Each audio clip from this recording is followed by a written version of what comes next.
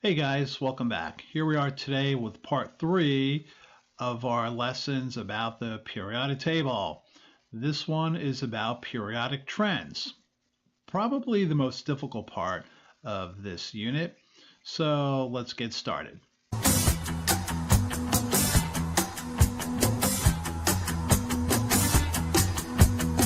We're going to describe trends among the elements for atomic size. We're going to explain how ions are formed, and then we're going to talk about ionization energy and electronegativity. All right, so the first part here is talking about trends in atomic size. So here, as you can see, we have the periodic table showing the size of the different atoms. And if you notice, the left side is bigger than the right side. Here's the trend for the size of atoms. As we move from left to right on the periodic table, the atoms get smaller. As you can see, lithium is bigger than neon. Look how sodium is bigger than argon across the third period. And this trend follows all the ways down.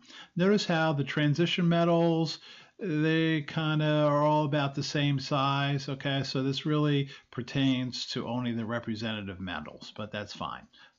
Going down the periodic table, notice how the atoms are getting larger. They're getting larger. Lithium is smaller than cesium as we move down. Why does all this happen?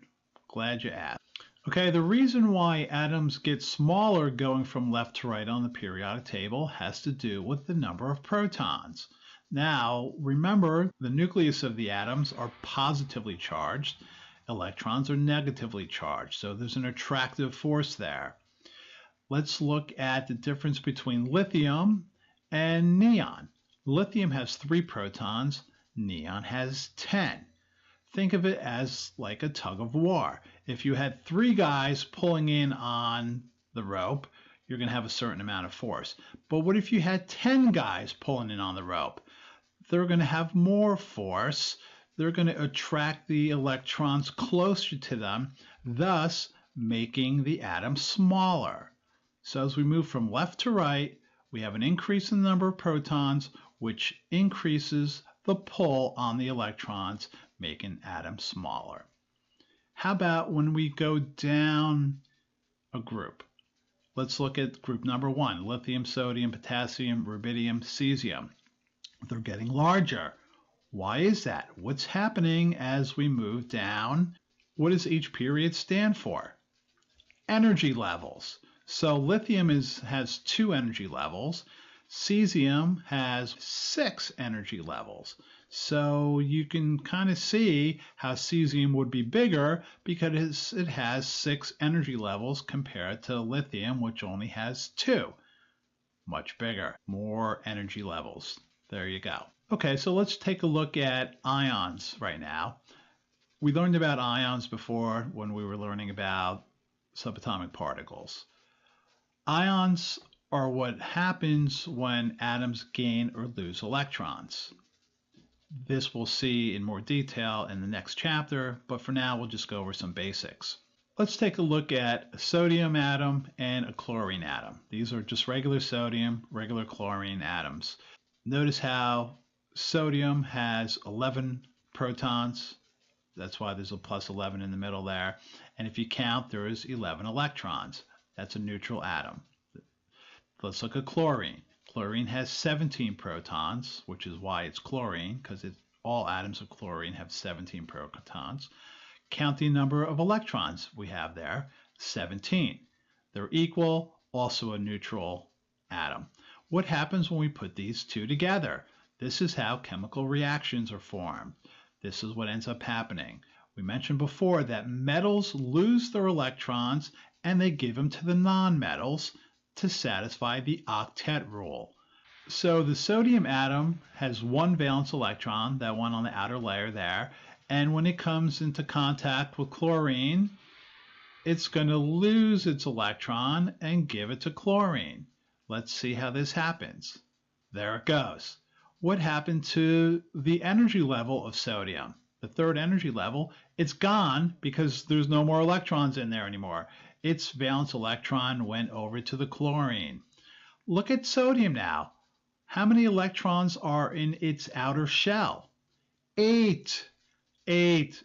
It obeys the octet rule. That's why it got rid of that one electron. It's trying to get rid of it so it can get down to its second shell, which has 8 electrons, which satisfies the octet rule.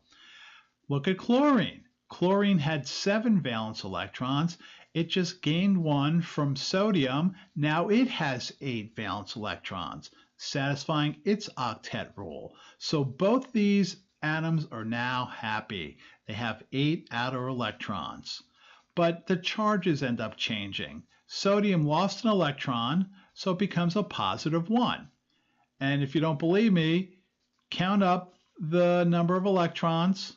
1, 2, 3, 4, 5, 6, 7, 8, 9, 10. Okay, electrons. 10 electrons. We still have 11 protons. So if you have a positive 11 and a negative 10, overall that's a plus 1. That's where the plus 1 charge comes from. Cations. Remember, positive ions are called cations. Let's look at the chlorine. Chlorine just gained an electron. Okay, a second ago it had 17, but now it has 18 electrons. Chlorine still has 17 protons. Now it has 18 electrons. That adds up to negative 1. So the chlorine ion has a negative 1 charge.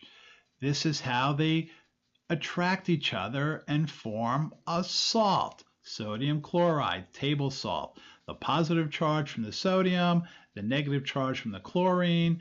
Those charges attract each other, and they attract each other very strongly. They have high melting points. Try putting some table salt in a pan on your stove, and you let me know if you can melt it. You can't. They're very strong bonds. They have very high melting and boiling points. Okay, the second trend we'll talk about is called ionization energy. This is the amount of energy required to remove an electron. Here's the trend for ionization energy. As you go from left to right on the periodic table, it becomes more difficult to remove an electron. Let's look at period 2, lithium, beryllium, always to neon. Lithium only needs about 520 kilojoules per mole, but as you get to neon, it needs over 2,000 kilojoules per mole. It takes a lot more energy to remove an electron from neon than it does from lithium. And why is that? It all has to do with the same reason why atomic sizes are the way they are. More protons hold the electrons closer together. So if it's holding it closer together, it needs more energy to remove it. Look what happens when you move down the periodic table. It becomes easier to remove electrons. Look at the numbers starting from lithium, 520, down to cesium, 376. It's easier to remove an electron from cesium than it is from lithium. Why do you suppose that is? Think about the size.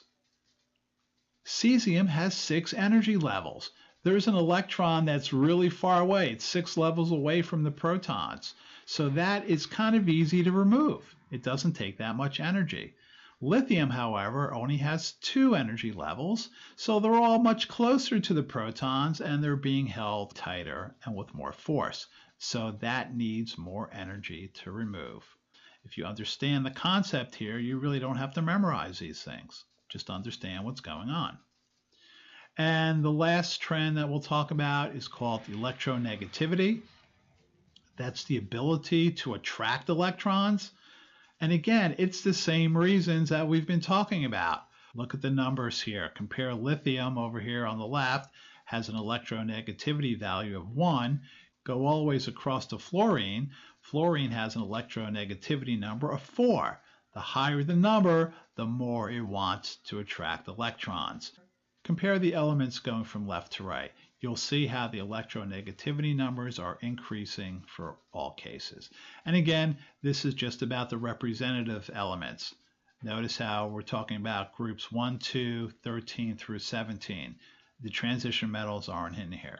They don't follow these trends.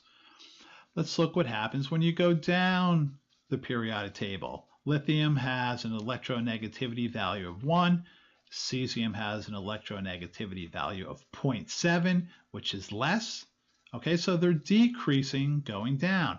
They don't really want to hang on to electrons. Cesium, remember, is this gigantic atom with 6 energy levels with 1 valence electron that is just dying to give away. It doesn't really want to hang on to that. It's so far away from the nucleus, it'd rather just give it away, which gives it 5 energy levels, and now it has its octet filled. There we go. So you'll notice that the trends for electronegativity and ionization energy are both the same. They both increase going to the right and they decrease going down. This is opposite of what happens for atomic radii. The size of atoms, they get smaller going to the right and they get larger going down. So if you could just remember that electronegativity and ionization is the same, it'll just make it easier for you, and that atomic size is opposite. All right, so that wraps up our unit on the periodic table. We had 3 parts to it. We learned a lot of stuff. Hope you enjoyed it. Hope you found it informative. We'll see you next time.